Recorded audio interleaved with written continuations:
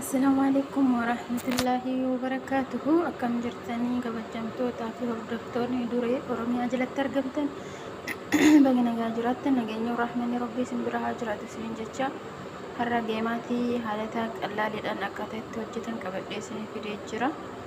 Na wajjin kabajamtootaa fi hordoftoonni kiyyaa warroonni mana kiyyaa haarawaa taatan sabskraabii naa godhaa, sheerii laayikii naa godhan jajjabeessaa isiniin jedha.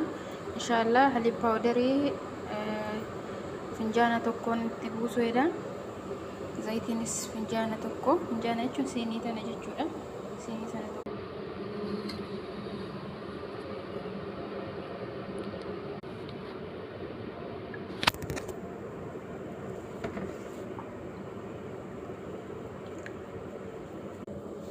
Kabajamtootaa fi hordoftoota kiyyaa halib powderii fi aannan powderii fi zayitii walitti godhee jira.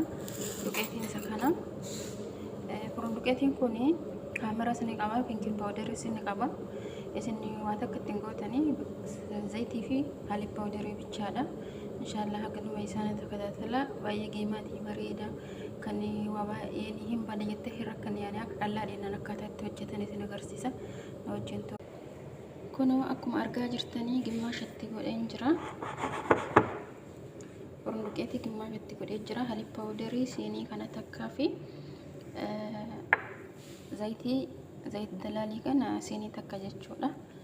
Akkuma argaa jirtan kana bishaan kun bishaan ho'aa miilii 200, bishaan qabbanaa miilii 200 jechuudha. Bishaan miilii 400 isiniin jedha. Kanaaf nama bishaan qopheeffadhee dukkusee isinitti deebi'a. Haga dukkusee ka'e kana fakkaata. Xiqqoo laafuu qaba. Maaliidhaaf yeroo hojjettan garaan keessanii liixii akka hin taane qallachuu qaba jecha akkana gootanii laaluu qabdanii akka boof akka hin jenne. Inshallah sa'a tokko booda walitti deebina. Assalamu alaikum warahmatullahi wabarakatuh. Sa'a tokko booda walitti deebineera. Kunoo liixiin sa'a tokko booda bahee jira. Usuuf deemna inshallah na hordofaa. Killee tokkoon itti cabsina. Killee tokko wanti itti godhuufi akka keessi isaa liixii hin taanee fi bifa bareechisa jechuudha. Killee tokko dhumarratti yeroo inni bahee ka'etti killee hagitti godhee waliin dhahe kana fakkaata. Amma buusuuf deema na hordofaa inshallah.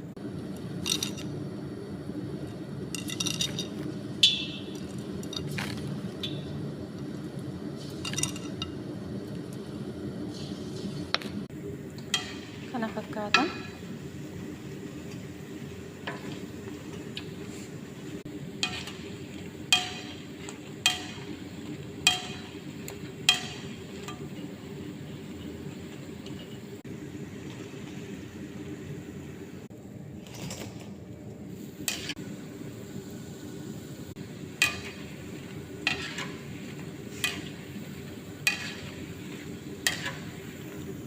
Dafaa wanna gochuun qabdanii maaliidhaaf bifa tokko ta'e akka deeman daftanii waliin dha'uu qabdan jechuudha.